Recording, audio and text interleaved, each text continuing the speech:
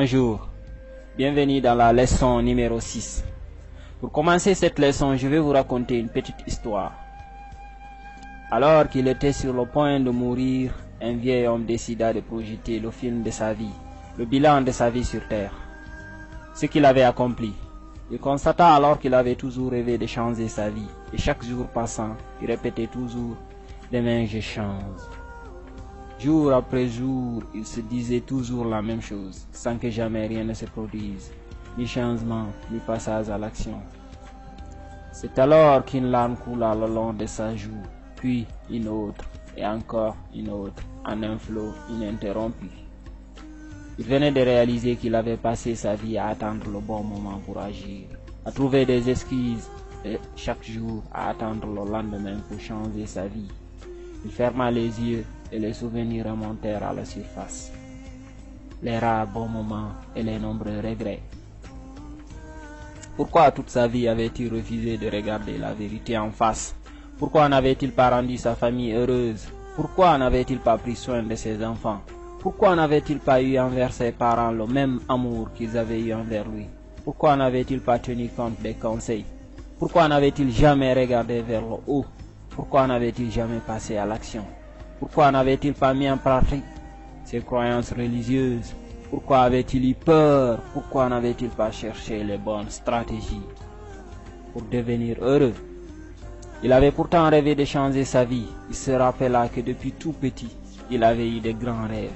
Il voulait devenir riche, avoir de belles voitures, de belles maisons, des entreprises, voyager pour s'amuser et apprendre, avoir du bonheur, avoir de la santé. Il avait aussi voulu aider ses proches, mais il n'avait pas agi pour transformer ses rêves en réalité. Il avait toujours attendu qu'un jour, Dieu, la chance, les miracles, son gouvernement, le hasard, ses proches ou les autres viennent changer sa vie à sa place. Et il se dit, si seulement j'avais agi de la bonne façon, si seulement j'avais au moins essayé. Chers amis, saviez-vous que cette histoire est l'histoire de la plupart des gens actuellement? C'est peut-être même votre histoire si vous repensez à votre passé et que vous faites le bilan de votre vie. Ou alors, ça risque d'être votre histoire si vous ne décidez pas de faire immédiatement les choses que vous voulez faire dans votre vie. Voyez-vous, nous avons tous des rêves dans ce monde. Mais c'est regrettable que parmi plus de 7 milliards d'individus qui vivent sur cette terre, la plupart meurent sans avoir réalisé ou au moins essayé de réaliser même la moitié de ce qu'ils voulaient. Et tout ça parce que tout simplement on attend le bon moment pour le faire. Je sais bien sûr que d'autres ne l'ont pas fait parce qu'ils avaient eu de bonnes raisons, des raisons valables. Mais ceux-là sont très peu nombreux.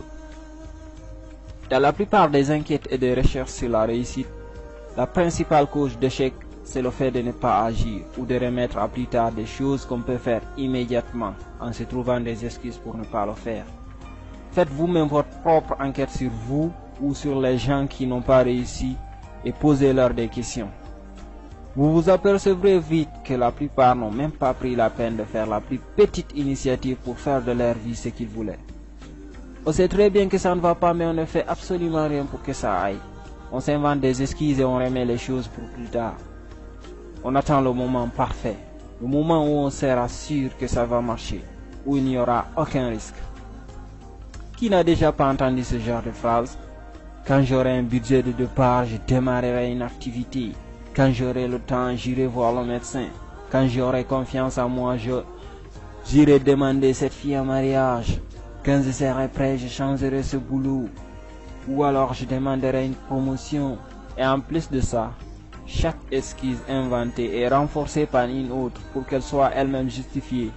Comme par exemple, je vais demander une augmentation, mais j'ai peur d'être viré. Et si on me vire, j'ai peur de ne pas avoir un autre emploi. Et si je n'ai pas un emploi, j'ai peur de ne pas pouvoir démarrer ma propre entreprise, ma propre boîte.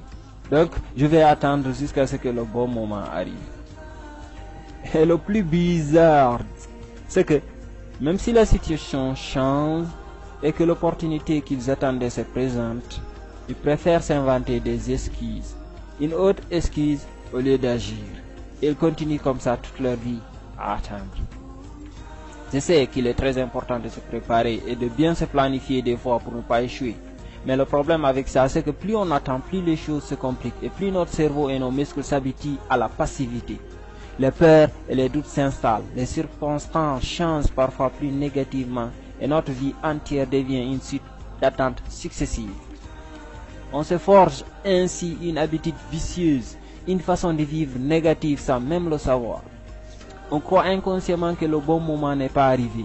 Les années passent sans qu'on se rende compte, jusqu'au jour où on regarde en arrière. Et là, c'est le choc. On se demande comment est-ce possible, ou alors on dit tout simplement que c'est comme ça la vie.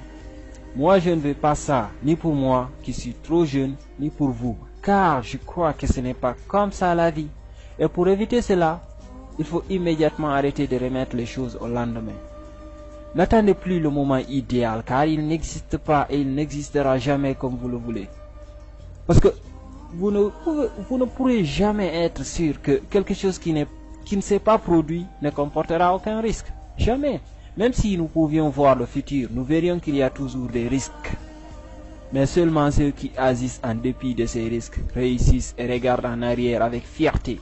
Ceux-là ont compris que le moment parfait n'arrivera jamais plus que maintenant et qu'ils ne seront jamais plus près que maintenant.